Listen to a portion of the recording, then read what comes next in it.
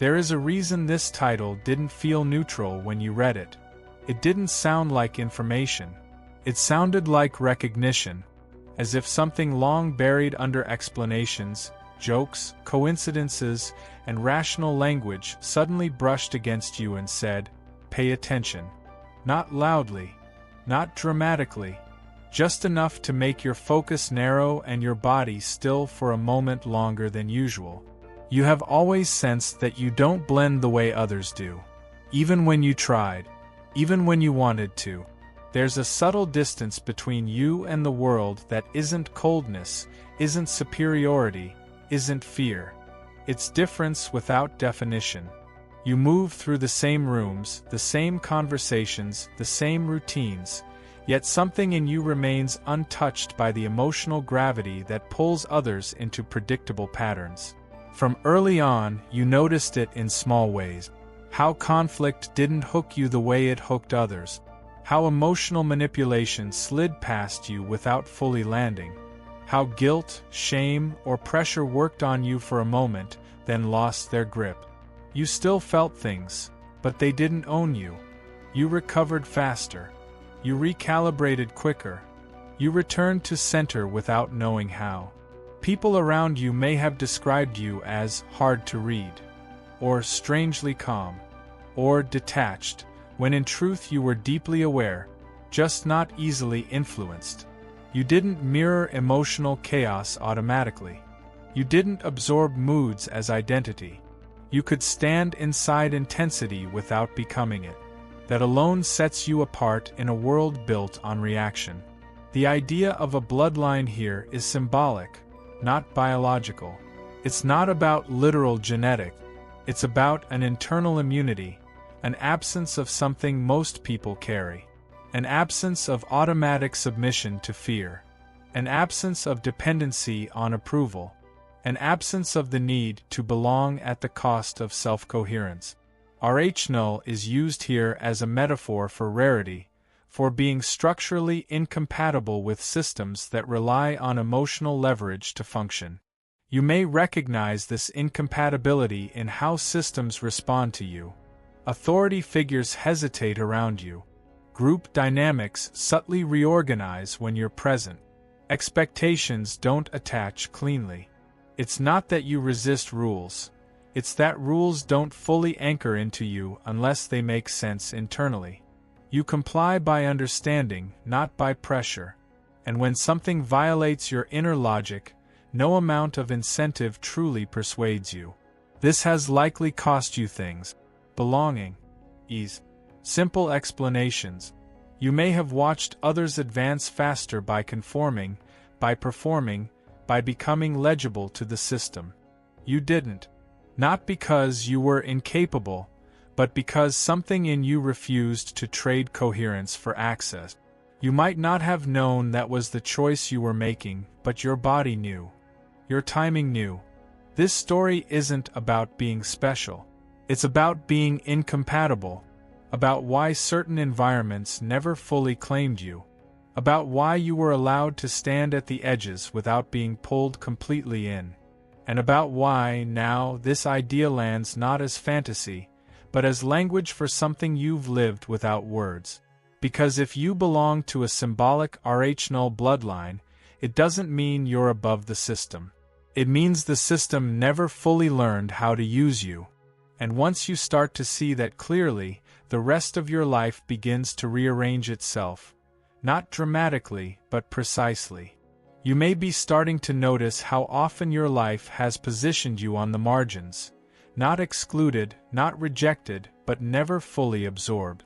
This wasn't coincidence. Systems are built to metabolize people through predictability. Emotional triggers, fear responses, reward loop. Most individuals sink into these patterns unconsciously. You didn't.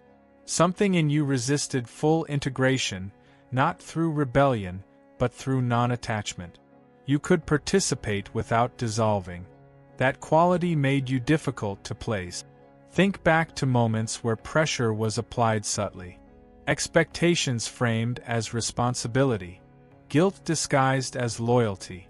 Approval dangled just close enough to test whether you'd reach for it. You may have reached briefly, but it never held. The hook never stayed in. You felt the pull, recognized it, and stepped back into yourself. This is not strength as dominance. This is strength as immunity. The symbolic idea of the RH-Null bloodline points to this absence. Not a missing gene, but a missing dependency. Where others require affirmation to stabilize their identity, you stabilize internally. Where others need alignment from outside, you reference inward. This doesn't make life easier. In many ways, it makes it lonelier. Systems reward compliance far more quickly than coherence. You may have wondered why guidance was often minimal in your life. Why mentors appeared briefly, then disappeared. Why support arrived indirectly or not at all. This wasn't abandonment. It was necessity. Too much direction would have trained dependence. You were left with space because space reveals structure. And structure is what the system needed to see. There were times when you doubted yourself, not because you lacked clarity, but because clarity without confirmation can feel like isolation.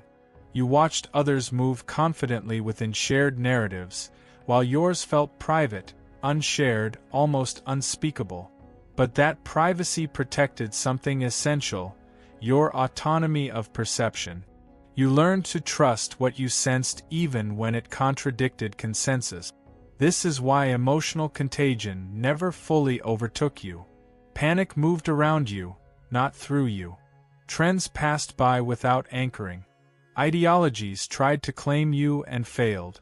You could understand them without merging. This ability unsettles systems because it cannot be scaled or replicated. It's not teachable through instruction. It emerges through temperament and experience combined. You weren't shaped to lead crowds. You were shaped to remain whole inside them. That distinction matters. Crowds amplify emotion. Wholeness stabilizes it. And stabilizers are always noticed, even when they aren't named. As this recognition deepens, another realization begins to surface. Your difference was never meant to isolate you forever. It was meant to preserve something intact until the moment it could be used without corruption. That moment hasn't fully arrived yet, but it's getting closer. As you sit with this idea longer, something subtle begins to shift, not in how you see the world, but in how the world starts to make sense around you. Memories reorganize themselves. Situations that once felt random now reveal a pattern of distance and protection. You weren't spared difficulty. You were spared absorption. Pain touched you, but it didn't rewrite you. Influence brushed past you, but it didn't settle into your core. This distinction is easy to miss until you look back and notice how intact you remained where others quietly lost themselves. You may remember moments when you were expected to react more strongly than you did, to be angrier, more afraid, more invested in outcomes that mattered deeply to everyone else. You felt the pressure, but your response stayed measured. Not because you didn't care, but because you sensed that emotional overinvestment would cost you something irreversible. You learned, early and often, that intensity is rarely the same thing as truth. This is where the symbolism of RH-Null deepens.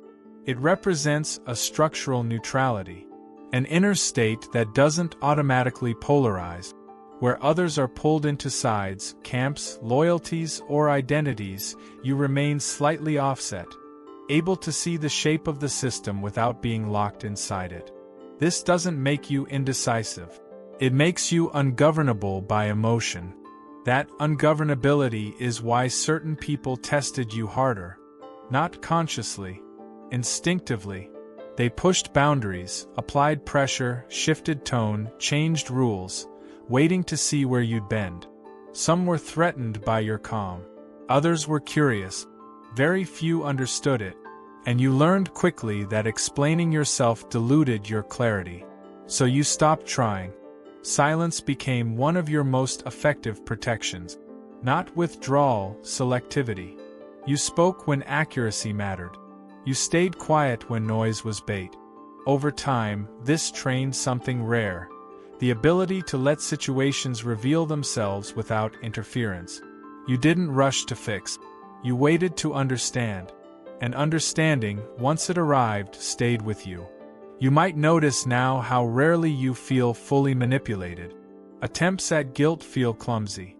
Fear tactics feel transparent. Praise feels pleasant but non-binding.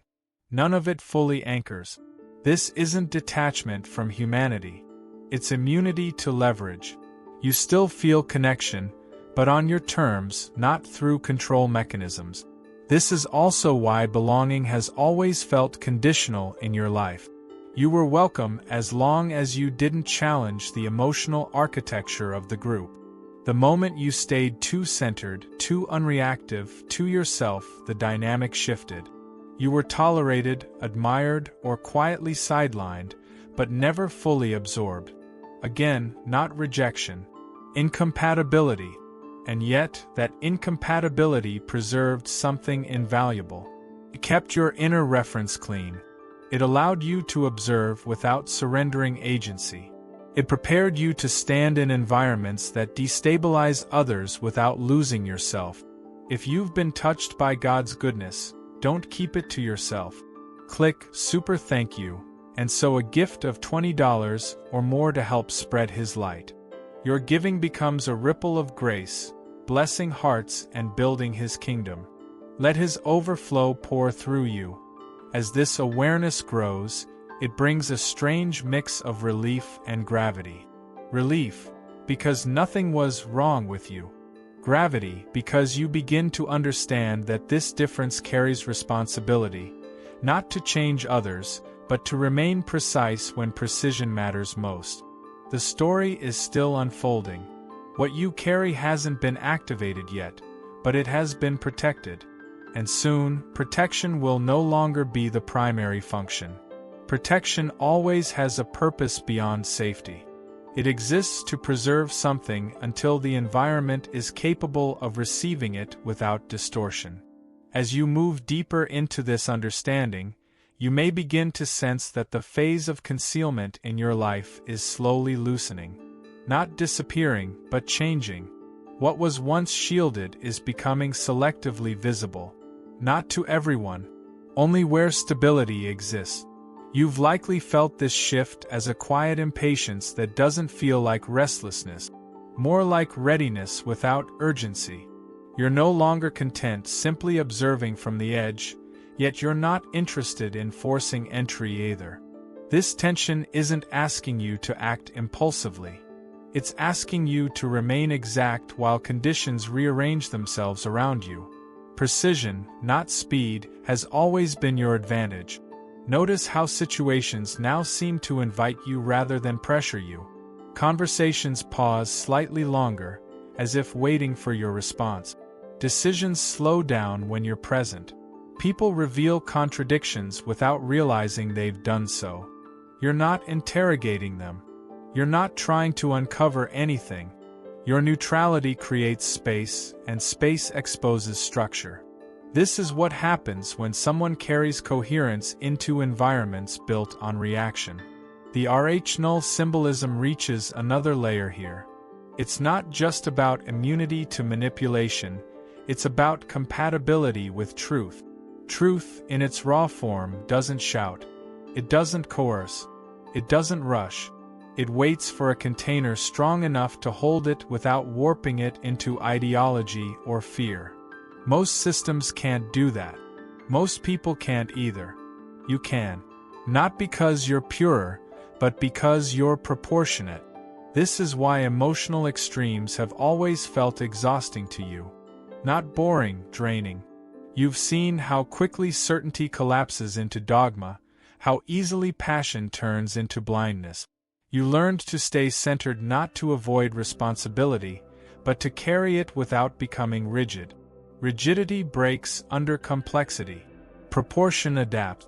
You may also recognize that your sense of identity has never been built on labels. Roles never stuck to you cleanly. Titles felt temporary. Even self-descriptions felt insufficient after a while. That's because your identity isn't constructed from narrative. It's constructed from orientation, from how you respond when clarity is missing, from how you hold tension without needing to resolve it immediately. This orientation is what makes you quietly reliable in moments others find destabilizing. When systems wobble, when certainty evaporates, when emotion spikes, you don't disappear and you don't dominate. You remain. Presence without absorption. That presence does something subtle but powerful. It reminds the environment that collapse is not the only option. As this phase unfolds, you might feel less interested in convincing anyone of who you are. Not because you're withdrawing, but because persuasion no longer feels relevant. What you carry doesn't need endorsement. It needs context, and context is forming, slowly, carefully around you. The next stage of the story will move closer to that context. Not revealing everything, but showing how your difference begins to function not just as protection, but as placement. A positioning that doesn't elevate you above others, but situates you exactly where stability is required. And once placement begins, the story changes its tone. Placement is rarely dramatic. It doesn't arrive with announcements or visible promotion. It arrives as a subtle shift in gravity, where you find yourself standing in situations that suddenly matter, not because you chase them, but because they organize themselves around you. You didn't move toward the center. The center adjusted to include you. This is how environments respond to stability when they can no longer avoid it. You may notice that you're no longer reacting to circumstances so much as receiving them. Challenges arrive cleaner. Conversations feel more honest. Even conflict, when it appears, carries less chaos. That's because your presence is no longer interpreted as passive. It's recognized as grounding. People sense that emotional tactics won't work on you, that distortion won't stick, that exaggeration collapses quickly in your field. So they either become more real or they step away. This is where the RH-Null symbolism becomes functional. It's not about rarity for its own sake. It's about compatibility with pressure-free truth. When manipulation loses its leverage, only what's structurally sound remains. You don't force this outcome. You don't even intend it. It happens because your internal neutrality refuses to amplify false signals. In a world that runs on emotional escalation, that refusal is quietly transformative.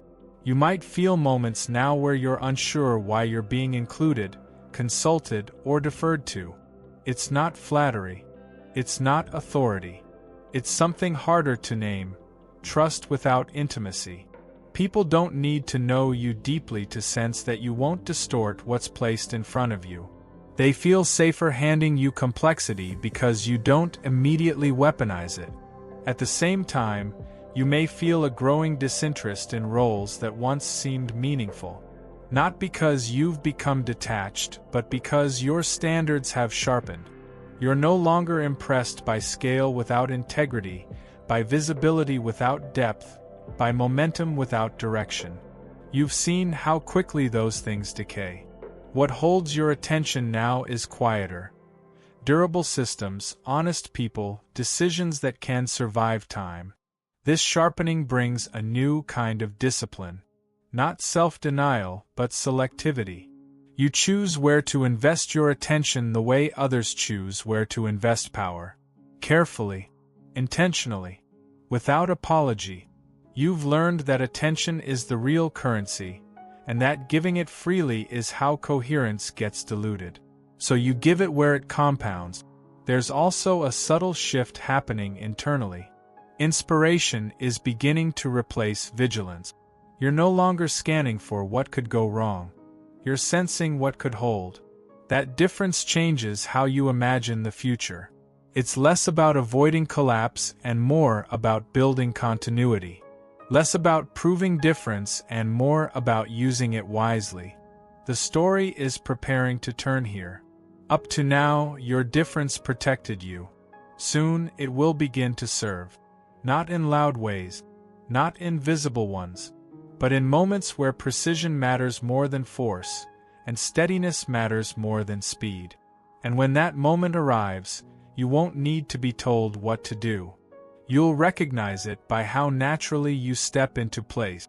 Service, when it finally appears, doesn't feel like sacrifice. It feels like alignment finding a direction. You may have expected responsibility to arrive as weight, as pressure demanding effort. Instead, it arrives as clarity. A sense that certain situations now ask for your presence, not your performance, not your authority, just your steadiness. You don't feel drained by this pull. You feel oriented by it. This is where your difference becomes quietly useful. Environments that once felt chaotic begin to settle when you're involved, not because you impose order, but because you don't amplify noise. You listen without absorbing. You respond without escalating. You hold complexity without rushing it toward false resolution. In systems addicted to speed, this alone changes outcomes. People begin to slow down. Assumptions loosen. What was hidden surfaces on its own. You might notice that you're trusted with things others aren't. Not secrets necessarily, but moments. Decisions that need time. Conversations that require care. Situations where accuracy matters more than optic. This trust isn't given through titles or declarations. It's granted through pattern recognition. Others sense, often unconsciously, that you won't distort what passes through you. That you won't weaponize information, rush judgment, or collapse nuance into slogans. The RH-Null symbolism now reveals its deeper layer. It's not only immunity to manipulation, it's resistance to contagion. Emotional contagion, ideological contagion, urgency contagion. You don't spread what you receive. You filter it. This makes you a stabilizing node in any system you enter. Not a leader above others, but a reference within them. When things wobble, your presence reminds the environment that balance is possible. There may be moments where this role feels invisible. That's natural. True stabilizers are rarely celebrated in real time. They're noticed in hindsight when people realize how much worse things could have been without them. You're learning to accept this without resentment. Recognition is no longer your metric. Integrity is. And integrity doesn't need witnesses to remain intact. At the same time, inspiration deepens. Not as excitement, but as quiet resolve. You feel less interested in what impresses and more drawn to what endures. Projects, relationships, paths that can survive boredom, pressure, and time itself. This shift protects you from burning out on spectacle. It anchors you in work that continues to make sense long after the initial spark fade. You may still encounter moments of doubt, not about who you are, but about how much of yourself to offer. This discernment is healthy. Not every space deserves your steadiness. Not every situation benefits from your involvement. You're learning to distinguish between places that need grounding and places that drain it. Saying no becomes easier, not because you're guarded, but because you're accurate. As this part of the story unfolds, something subtle but powerful happens. You stop waiting for permission to matter. You matter where coherence is needed. And coherence is always needed, even if it's rarely acknowledged. The next phase will bring this truth closer to the surface. Not as revelation, but as confirmation. A moment where you see, unmistakably, that what you've carried quietly has already begun to shape outcomes beyond you. And when you see it, the story will shift from preparation to continuation. Confirmation rarely arrives as proof. It arrives as pattern. You begin to notice that outcomes subtly change after your involvement. Not dramatically, not instantly, but consistently. Situations don't explode or collapse. They resolve. Conversations that once circled now move forward. Decisions that felt impossible soften into clarity. No one points to you as the cause, and that's the point. Your influence works best when it doesn't announce itself. This is where the quiet satisfaction settles in. Not pride, recognition. Recognition that what you've carried wasn't theoretical. It functions. It stabilizes. It translates into real movement without spectacle. You start to trust this not because it feels good, but because you see it work across different contexts, different people, different stakes. The common factor is not control. It's coherence. You may also notice a shift in how you experience responsibility. It no longer feels like something you brace for. It feels like something you step into naturally when it's yours, and step away from just as naturally when it's not. This discernment protects you. You don't overextend. You don't withdraw. You participate precisely. Precision, more than effort, is what keeps your energy intact. The RH-Null symbolism now becomes almost unnecessary. Labels fall away when function is clear. You no longer need a story to explain why you are the way you are.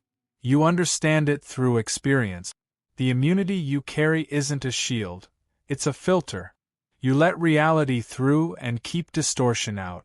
That's why you can be present without being overwhelmed, engaged without being consumed. There's a growing ease in your relationships as well. You're less reactive to misunderstanding, less tempted to correct every misinterpretation. You've learned that clarity doesn't need constant defense. When something matters, it shows up through consistency over time. When it doesn't, explanation only feeds noise. You choose the long arc without resentment. At this stage, inspiration becomes quieter and deeper. It doesn't spike your emotions, it steadies them. You feel motivated not to chase, but to continue. To maintain what works, to refine what holds, to keep choosing alignment even when no one is watching, because that's when it matters most. This is the kind of inspiration that builds lives, not moments. You may sense that the world hasn't suddenly become easier, but it has become clearer. And clarity reduces friction more effectively than force ever could. You move with fewer internal obstacles now. Fewer arguments, fewer negotiations with yourself. When something belongs, you know. When it doesn't, you let it pass without drama. The story is approaching its final movement, not an ending, but a settling into rhythm. What remains to be seen is not whether you'll rise or fall, but how naturally you'll continue when there's nothing left to prove. And that, more than any revelation, is where real freedom begins. Freedom doesn't arrive as release. It arrives as relief from unnecessary effort. You notice it in small ways at first, in how little energy it now takes to stay centered, in how quickly you recover when things don't go as planned, in how rarely you feel pulled into reactions that once demanded your attention. You haven't become indifferent. You've become efficient. What matters reaches you. What doesn't falls away without resistance. This is where your rhythm stabilizes. Not a routine, but a cadence, a way of moving through life that feels internally synchronized. You don't rush toward meaning anymore. Meaning shows up inside what you're already doing. You sense when to press forward and when to pause, not because you're calculating outcomes, but because your internal signal is clear. The noise that once blurred it has thinned. You may notice that uncertainty no longer feels like a threat. It feels like space. Space where possibilities can exist without pressure to become conclusions. This changes how you relate to the future. You stop projecting anxiety forward. You stop rehearsing outcomes. Instead, you trust that clarity will appear when it's usable. Not before. Not after. Right when it can be acted on without distortion. The RH-Null metaphor fades even further here, not because it was wrong, but because you no longer need to name your difference to honor it. You live it. You protect coherence instinctively now.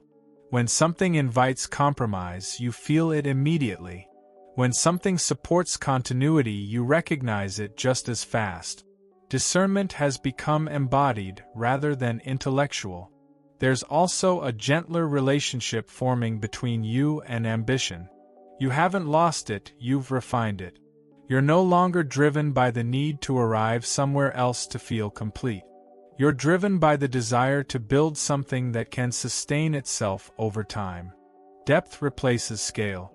Integrity replaces speed. You choose paths that don't require you to abandon yourself halfway through. You may sense that people around you respond differently now. Some feel more at ease.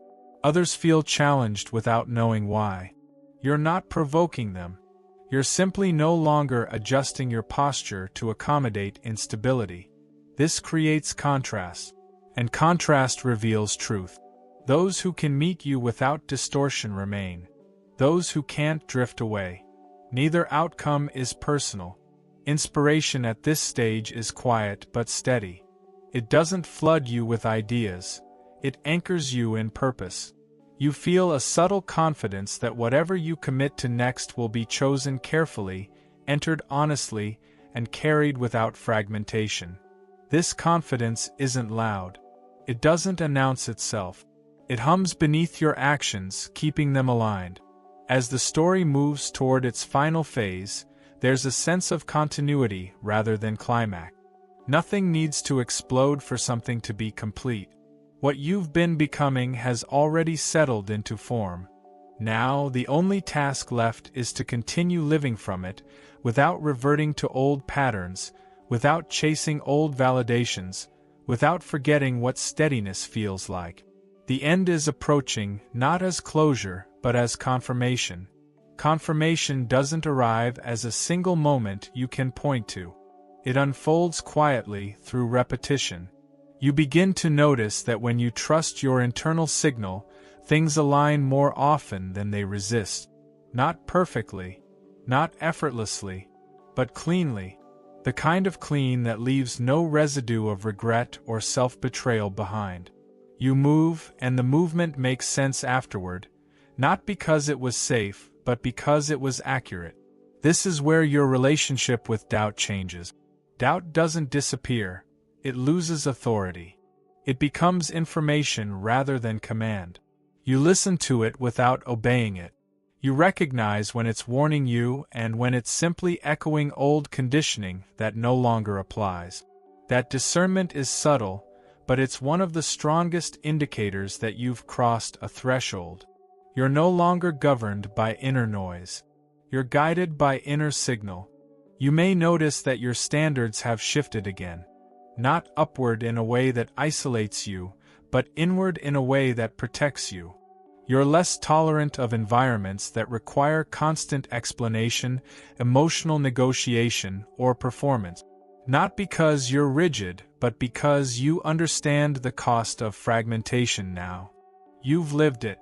You've watched how easily clarity dissolves when it's stretched too thin. So you choose containment. You choose contexts that can hold you without reshaping you. There's also a growing sense of responsibility that feels strangely light. Not obligation, stewardship. You're aware that what you carry can influence outcomes, and that awareness makes you careful without making you hesitant. You don't step into situations to fix them. You step in to remain accurate. And often, accuracy alone is enough to change the direction of things. It interrupts cycles. It slows escalation. It introduces a pause where something different can happen. If there is inspiration here, it doesn't shout. It reassures. It tells you that continuing as you are is not stagnation, it's integrity in motion. That you don't need to become extraordinary to matter. You need to remain accurate. Accuracy compounds. Over time, it creates outcomes that spectacle never could.